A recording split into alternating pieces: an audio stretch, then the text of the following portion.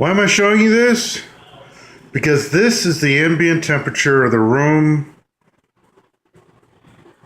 that the Xeon rig is in. And it's not making it any easier with one little tiny problem I'm having. Let's go see. All right, we're booting up.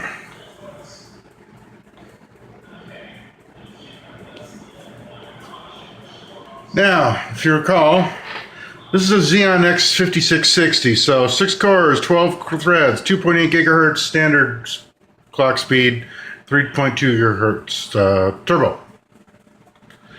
Well,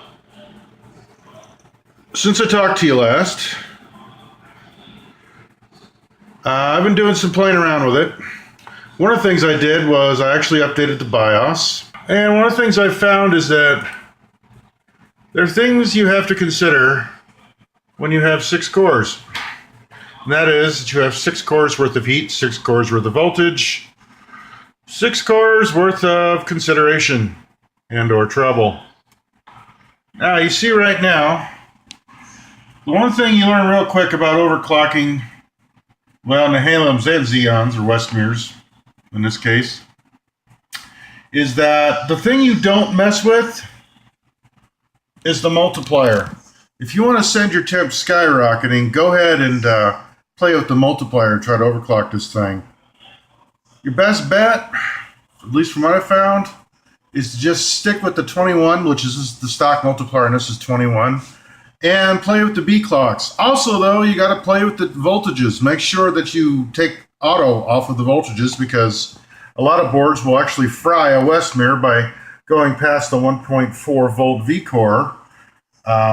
You know, it's supposed to be tops out 1.35 with a 0.5 droop, V-droop, and, well, you go beyond that and you're risking the processor, and that's something I don't want to do. Now, I'm not looking for record-breaking, record-setting performance here. I've already run things like 3D Mark Vantage and 3D Mark 06 on this and gotten some definitely better scores than I've ever seen on this rig before. So no complaints there. And right now we're sitting at about a 3.2 gigahertz overclock, which is 2.8, which is about 400 megahertz over the stock clock. So a really minor overclock. And you can see, just sitting here in my 90-degree room, you can see what we're sitting at there on the temps with the hardware monitor. It's the CPID's hardware monitor. Those are, well, about 10, 12 degrees above the ambient, which doesn't seem so bad until you happen to do something like, oh, I don't know,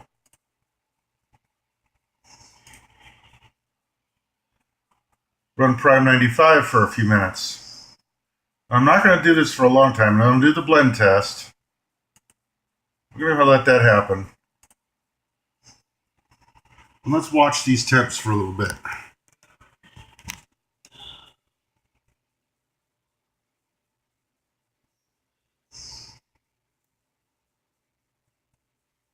You can see we've already come up 20C in literally seconds. You can see my voltages are pretty minus, pretty conservative there. You got 1.22 volts V-core. I've got the V-droop handled by the BIOS to be a little more stringent than Intel spec. It's like a 1.9 on the IOH, but nothing is in a red zone. But these temps, when we load these cores, are a little high to me. Now, mind you, we got a 90-degree Fahrenheit ambient temperature in the room. And according to the sensors on the front of the rig, here, you see that we got about a 91-degree intake temp. Almost 92. That would be this particular sensor right here. So it doesn't help that this room's hot, but it's kind of alarming that we're at 70 C, and how long have we been doing this? Like 30 seconds? Now this processor is an upper limit at 81 C, and actually what I'm going to do is I'm going to stop these tests. I don't want this thing heating up.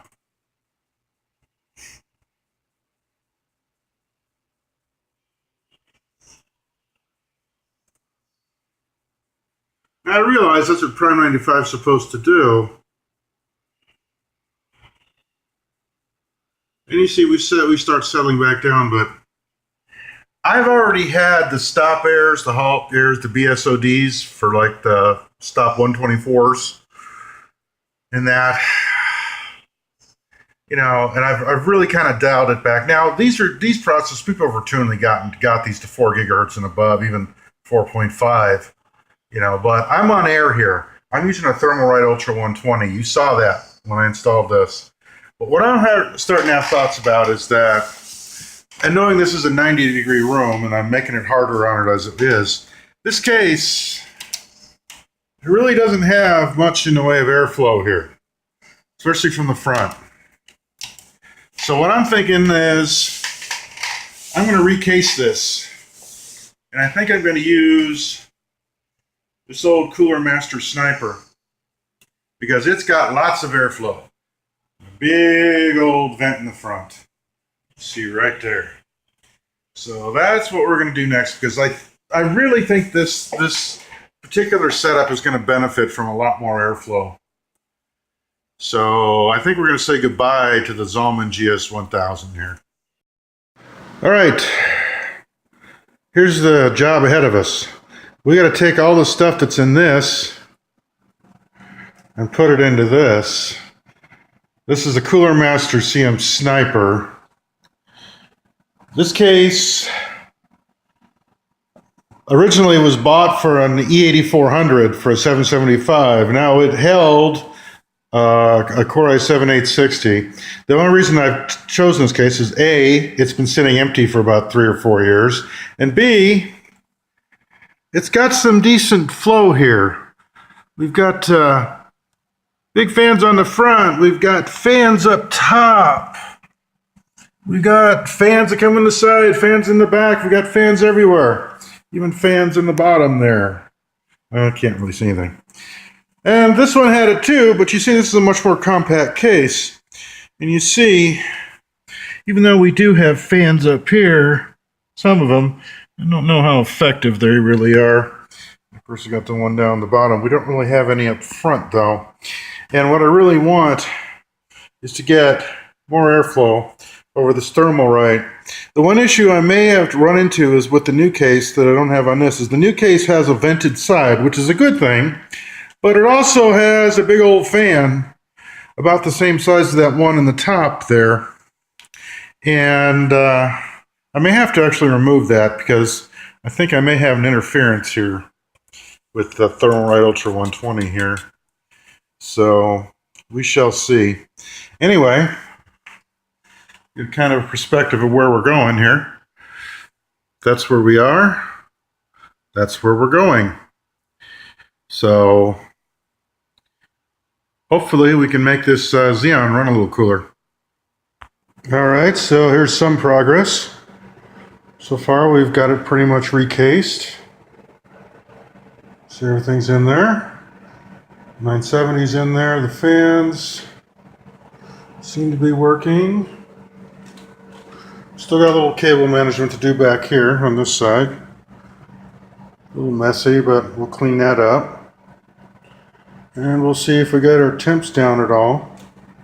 And the big question we were asking was, would this side case fit on here? Yes, there is clearance, so we can keep that fan and keep exhausting these hot gases out. Hot air. Anyway, onward. All right, there she is, recased in the new Sniper. Well, it's not really new. Cooler Master Sniper cases are kind of old, but As you saw before, the temps were a little high in the old case, in the Zalman case, so we recased it in the Sniper. We've managed to get a stable overclock. Now, I know folks have gotten much higher overclocks out of these processors, like 4.6, 4.7, but I want a stable overclock, and I don't want to fry this processor. And remember, the whole reason we recased this particular system is because I needed more airflow, and this Cooler Master definitely provides a lot more airflow, which has been a benefit. Now, as far as settings, yeah, you see, there we go. Yeah, I've got the one thing about Westmere and Halem and that is you're better off not screwing with the CPU ratio. So this one has actually been left auto. I could have hard set it to 21, which is normally what I do, but I let the auto, so it's not gonna. So maybe the turbo will kick in, but I've left a little room for it to breathe. So you see, it's got 160 B clock frequency. PCIe has been left at 100, and you see what that's done is basically I've got the DDR3 underclocked with a U clock at 2566, but then again, this RAM is only rated for 1333. But you see my QPI link. Now, the max on this processor is 6.4, but 5.7 is higher than 4.8, and it's definitely working for me. And I've just nudged the voltage a bit, 1.22 on the CPU, 1.9 on the PLL, 1.26 on the QPI, and IOH is 1.18. So all well within specs, no yellows or reds or anything like that. Just enough to keep it stable at the overclock.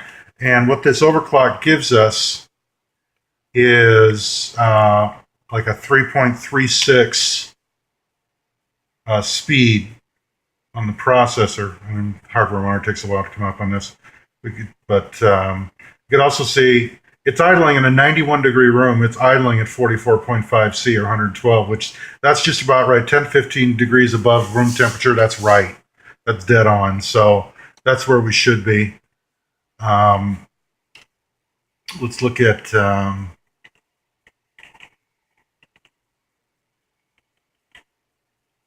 actual. There you go. You see that we're at 3.36. So we're doing good. The other things we did, yeah, I upgraded the BIOS to 1202. Just to allow some of those extensions. It worked and booted and was just fine with 1108 on this P6T Deluxe V2. It booted right into it.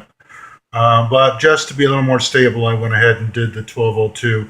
And this is the SLIC BIOS. So, which I don't know if that had anything extra to do to help with the tables or that. The 1108 was an SLIC BIOS as well. But anyway, it's looking pretty good. I've been playing games on it. I just played some Path of Exile. I've ran Prime 95 through this a few times. And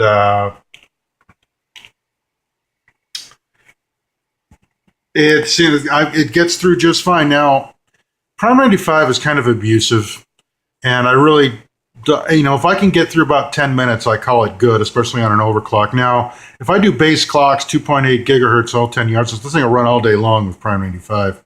But I just don't like risking it. But I haven't seen anything get over about 58C on a load, and that's good with anything I've been doing.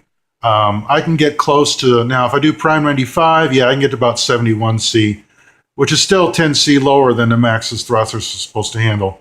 So, I'm calling it good, and this is coming up pretty quick. And remember, this is coming up on a hard drive, not an SSD. I still have hard drives in here, but open up CPU-Z here. There we go. And there you can see, got the specs here. And again, very conservative specs. So you can see, basically we're running a 1333 memory, which is just fine. That's all it needs. Because remember, we've got triple channel memory here, and we've expanded the bandwidth of the memory, which means we don't really, what we used to do with speed, we can do with bandwidth. That's kind of how it works. It's a ratio now. And we'll open the hardware monitor and you can take a look at that, what it's doing at idle. And remember, this thing's been running for a while too. You can see the idle temps are pretty darn good for a 91 degree Fahrenheit room. So it's doing pretty well. I'm pretty happy with it. So that's the upgrade and recase story of the X5660 in my gaming rig. My secondary gaming rig is a success as far as I'm calling it. So, hey, any questions, comments, leave them below. Hey, and thanks for watching. You guys have a great day.